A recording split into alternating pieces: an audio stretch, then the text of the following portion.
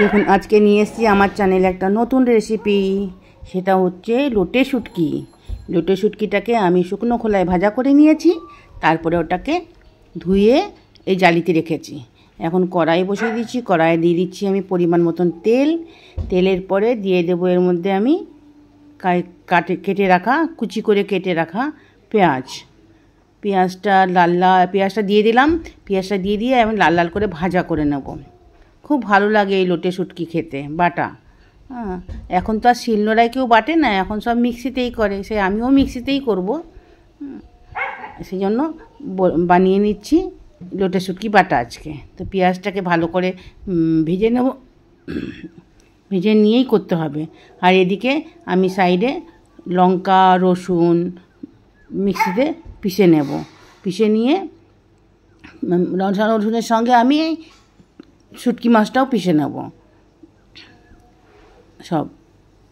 তারপরে দেখুন পিষে নিয়েছি লঙ্কাটা আগে, আমি লঙ্কা রসুনটা আগে পিষে নিয়েছি।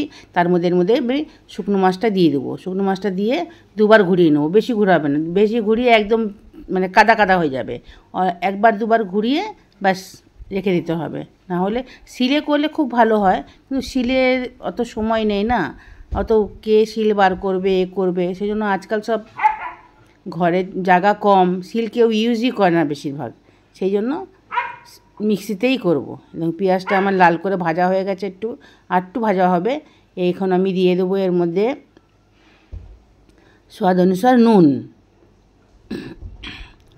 দিয়ে দেবো। যদি আপনারা আমার চ্যানেলে এসে থাকেন, দেখে থাকেন, তাহলে একটু লাইক কমেন্ট শেয়ার করে দেবেন, পাশে থাকবেন, সঙ্গে থাকবেন, এটা আশা করি। নিয়ে আসবো নতুন নতুন রেসিপি, চেষ্টা করব আনার, কতটুকু পারবো জানি না, কিন্তু চেষ্টা করব।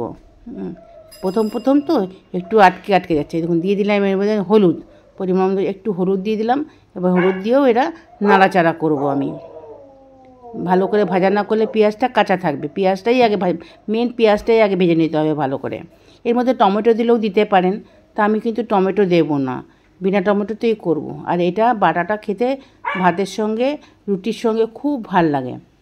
এবার দিয়ে দিলাম আমি সেই বাটাটা, যে লঙ্কা রসুন আর মাছটা তিনটে একসঙ্গে মিক্সিতে একটু ঘুরিয়ে নিয়েছিলাম। নাড়াচাড়া করব, নাড়াতে থাকতে হবে, না তো নিচে লেগে গেলে খুব খারাপ হয়ে যাবে।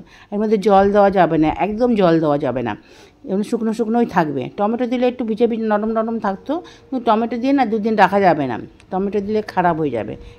2-3 দিন রেখে যদি খেতে পারেন ফ্রিজের মধ্যে, তাহলে এটা অনায়াসে খেতে পারেন 2-3 দিন রেখে।